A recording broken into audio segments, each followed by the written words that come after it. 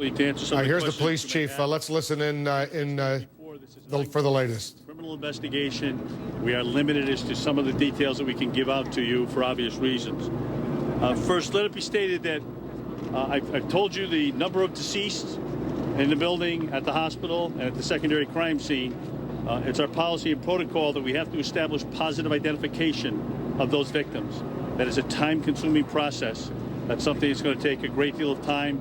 The medical examiner has already arrived in the scene. He's going to work very closely with us to expedite that and get that done as efficiently as possible. As I told you, the families have been assigned a trooper or an officer as a line of communication. That was done specifically to ensure the families that they have constant communication with this ongoing investigation, and they won't have to sit and watch television news or anything else. They will be the first to know any of the progress that's made as this investigation continues on.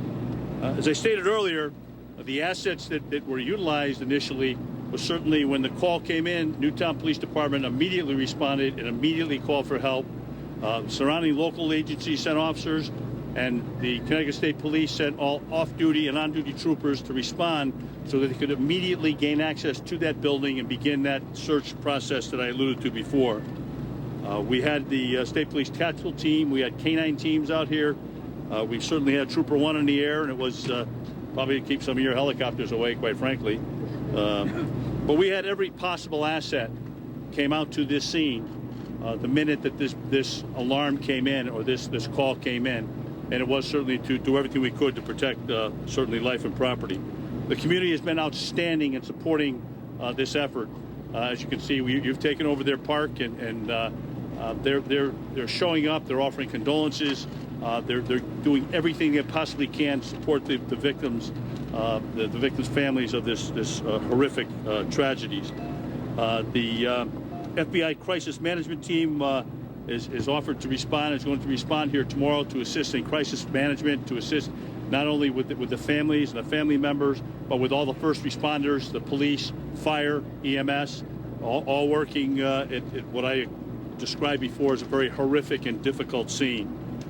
Certainly local mental health crisis intervention teams have been on scene and have been here all of the day working and assisting and helping.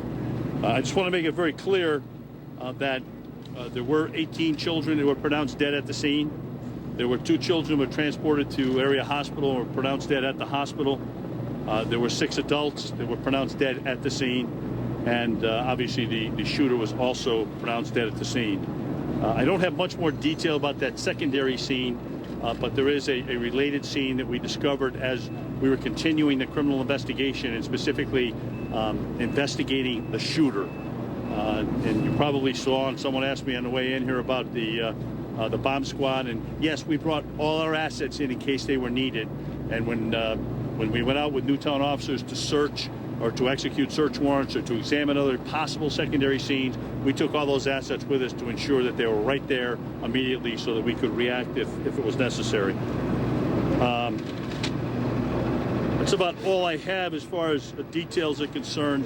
I want to give you one more briefing, probably just before 6 o'clock. We'll try to get back up here for one more briefing. I'll take a couple brief questions, but I must, again, tell you that there are certain things we cannot discuss at this time. I will take you right here, sir. Do we have anyone who's in the hospital now that survived this? No, sir. There was one person that was injured that suffered an injury and did survive, yes. Can you confirm the body in the house is a male, an adult male? I'm sorry, I can't confirm. I know about the secondary scene. I didn't have time to get into detail about that. I'll try to do that for 6 o'clock. What about the shooter's identity?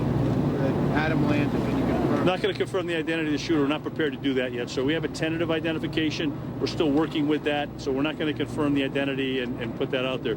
We will identify the shooter at an appropriate time. Just for our investigatory purposes, it's not appropriate to do that right now. What do you say is happening in Hoboken, New Jersey, in terms of investigation there? Again, it's part and parcel of what we do. I told you initially that we will leave no stone unturned as we're looking at every facet of this investigation. Whether it's the shooter, any of the victims, we're going to look at everything. And we certainly will go in and out of state, and we'll work with fellow law enforcement, including federal agencies if we need to answer every single question to exactly what transpired here. And it'll be a time-consuming process, but we'll get it done. Right now, one shooter, yes, sir.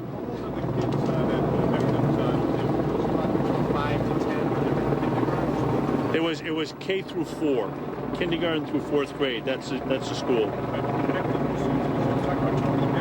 They were all students of that school. So.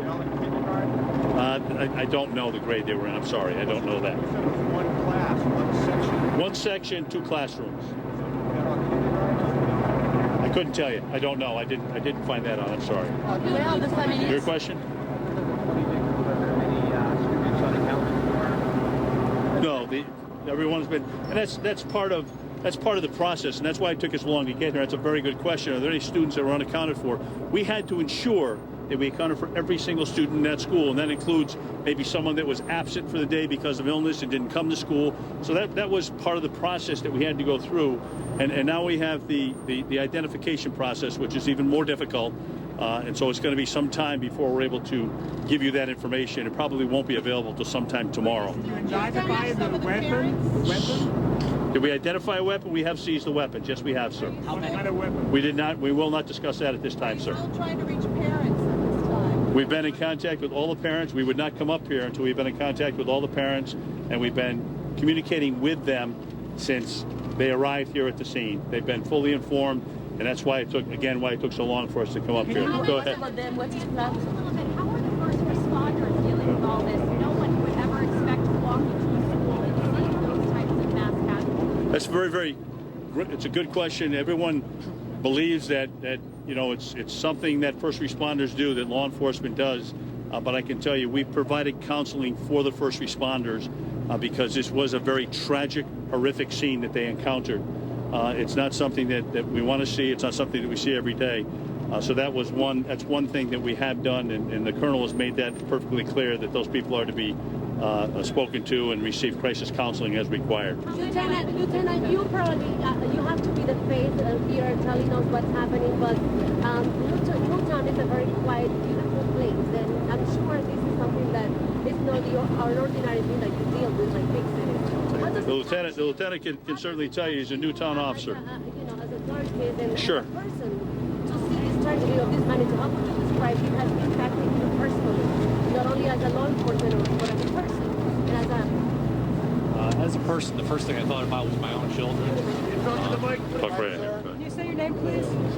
Lieutenant George Cinco. What's your name? What's your name, please? Lieutenant George Cinco, Sinko. Can you tell us, as a resident of Newtown and also as law enforcement, I'm sure you have issues of work that you have seen. This is most definitely the worst thing that we've had experience here in town. Tragic. But right now, we're concerned about the families of the victims. Our officers are professional, and we will deal with this as well.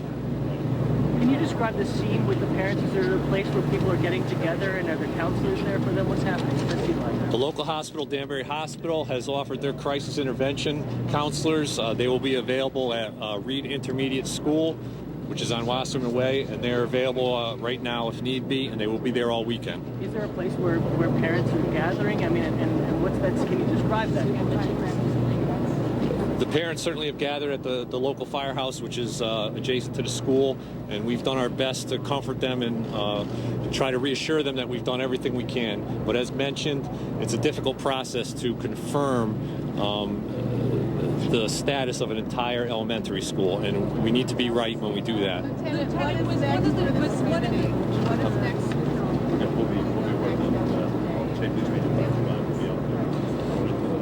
It's healing. We just have to think about the families right now and do everything we can for them. Lieutenant, was one of the teachers killed the shooter's mom? We can't confirm any of that right now. The investigation is ongoing. Are parents still at the firehouse right now? There are still parents there, yes. I don't have a number for you. I don't have a number for you. When did you realize you had this? What's the magnitude? How long did it take you to realize the magnitude? Minutes after our officers were there, they realized, what a horrific scene we had there. When you say minutes after they got there, officers went in, realized the gravity of what they were dealing with, and then called for backup, or did they call for backup upon getting the 911 calls, hearing what they've been talking about? Timeline on that? I don't have the exact timeline on that. Certainly our officers responded immediately, and as soon as they realized what they had, we obviously asked for all the resources we could get. All right? Thank you. Anything, Paul? Yeah, I think we're good. Let me just finish this. Let me just finish this. All right, what we're going to do is we'll come back about just before 6 o'clock, because I know a lot of you are around 6. We'll get back here with one more briefing. And then what we'll do is we'll schedule briefings probably tomorrow. So as some of you folks look very tired, I'm sure you want to go get a little rest. So we're going to see if we can give you a schedule of briefings for tomorrow. Okay? Yeah. Where are you? We're just out there a little way. All right, so there we have the latest information coming from the Connecticut State Police, from local law enforcement in Newtown, Connecticut. I'm Wolf Blitzer. We want to welcome back our viewers in the United States and around the world. We're watching what's going on from here in the Situation Room. It's breaking news. Unimaginable horror grips the nation in one of the deadliest school shootings in U.S. history. A tragedy so wrenching it reduced the President of the United States to tears. Right now, 27 people are confirmed dead in Connecticut's Sandy Hook Elementary School massacre. 20 children, 6 adults, and the alleged shooter. All of this happening within a matter of a few hours. Watch this, the sights and sounds of this tragedy as it played out. When I was getting in my car, I heard sirens going off continuously.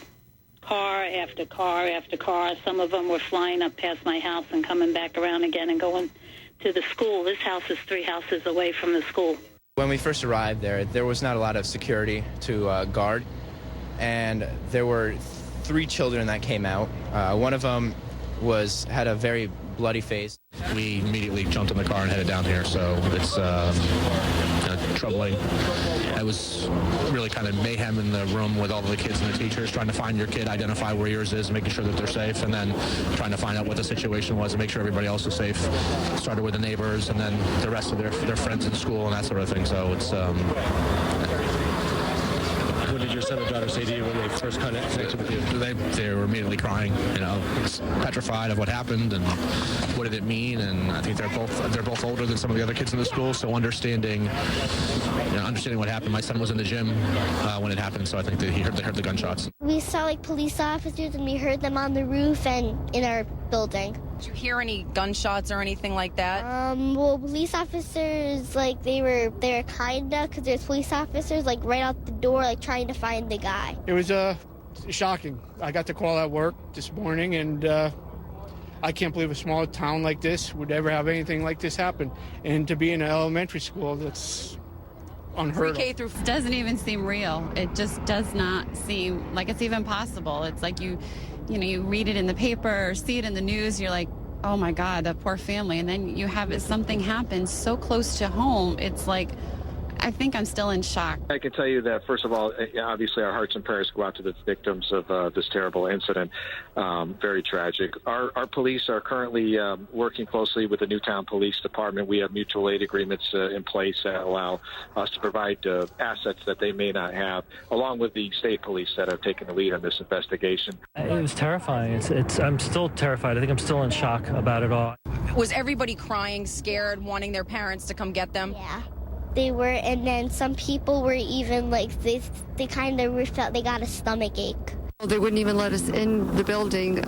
All I can say is that one of the cops said it's, the worst thing he'd ever seen in his entire career. But it was when they told the parents, all these parents were waiting for their children to come out. They thought that they were, still alive. There's 20 parents that were just told that their children are dead. It was awful. Awful.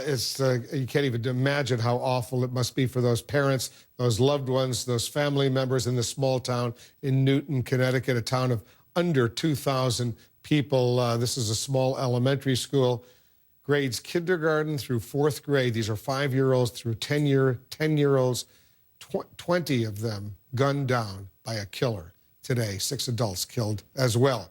Mary Snow is joining us now from outside the suspect's mother's home, we believe. Is that correct, Mary? That is correct, Wolf. And we just left that location, but we had been there several hours throughout the afternoon. And the investigation stretched to that home, and it's being treated as a crime scene.